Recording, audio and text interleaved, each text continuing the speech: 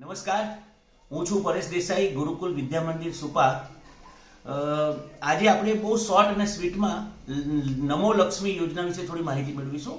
આ માહિતી અમારે તો કુમાર શાળા છે, પરંતુ જે શાળાના કર્મચારીઓ છે તેમની દીકરીઓ અને ગુજરાતની દરેક દીકરી સુધી આ માહિતી પહોંચે એ માટે એક નાનો વિડીયો બનાવવા જઈ રહ્યો છું. પહેલી વાત એ કે નમો લક્ષ્મી યોજના કોને લાગુ પડે છે? તો 9 થી 12 માં ભણતી તમામ દીકરીઓને આ યોજના લાગુ પડે છે. ફરીથી 9 થી 12 માં ભણતી તમામ દીકરીઓ. બીજું, સરકારી ગ્રાન્ટેડ અને આરટીઈ રાઇટ ટુ એજ્યુકેશન અંતર્ગત જેને 1 થી 8 ધોરણમાં એડમિશન લીધું છે તેવી તમામ દીકરીઓને આ યોજના લાગુ પડે છે.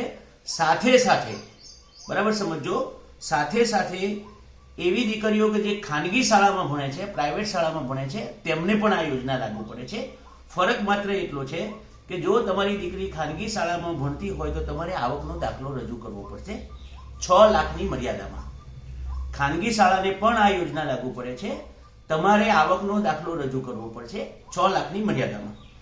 ઝડપથી મારી વાત કરીશ.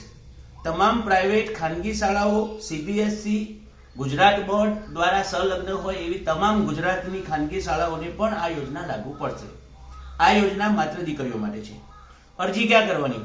વાલી મિત્રો, હવે તમારે બિલકુલ ટેન્શન લેવાની જરૂર નથી. આ તમામ અરજી શાળા દ્વારા કરવામાં આવશે. શાળાના આચાર્યશ્રી કર્મચારીઓ દ્વારા, વર્ગ શિક્ષક દ્વારા અરજી કરવામાં આવશે. હવે તમારી જવાબદારી શું છે? તો તમારે માત્ર ડોક્યુમેન્ટ પૂરા પાડવાના છે. નોટપેનમાં લખી દેજો ડોક્યુમેન્ટ કયા છે. અરજી ક્યાં કરવાની? તો અરજી શાળાએ કરવાની છે. એટલે તમારે નિશ્ચિંત થઈ જવાનું છે. કોઈ જગ્યાએ તમારે કોઈ સાયબર કાફે કે કોઈ મુલાકાત લેવાની જરૂર નથી. માત્ર વર્ગ શિક્ષક અને શાળાને તમારે સહકાર આપવાનો રહેશે. શું કરવાનું છે? તો તમારે તમારી દીકરીનું આધાર કાર્ડ, બેંક ખાતાની પાસબુક અને એ પાસબુક સાથે આધાર કાર્ડ અપડેશન કરાવી લો અત્યારે જે સમય છે ત્યાં સુધીમાં. કેમ?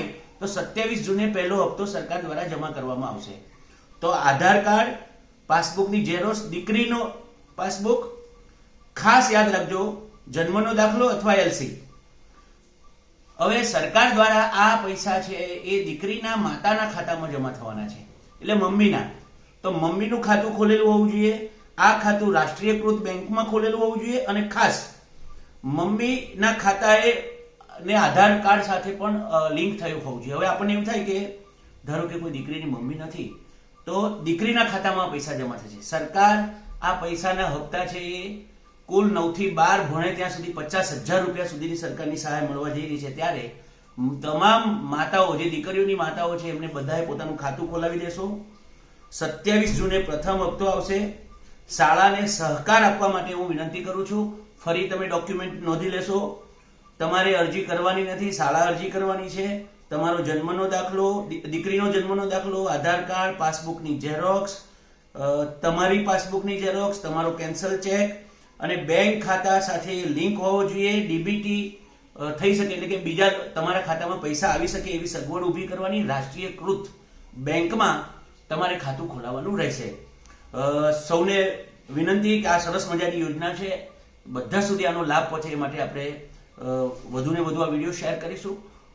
ખાસ ધોરણ 9 થી 12 ની તમામ દીકરીઓને નમો લક્ષ્મી યોજનાનો લાભ મળે છે. ખાનગી શાળામાં જો ભણતા હોય તો 6 લાખની મર્યાદા, આવકનો દાખલો રજૂ કરવો. Thank you very much. જય હિન્દ. નમસ્કાર.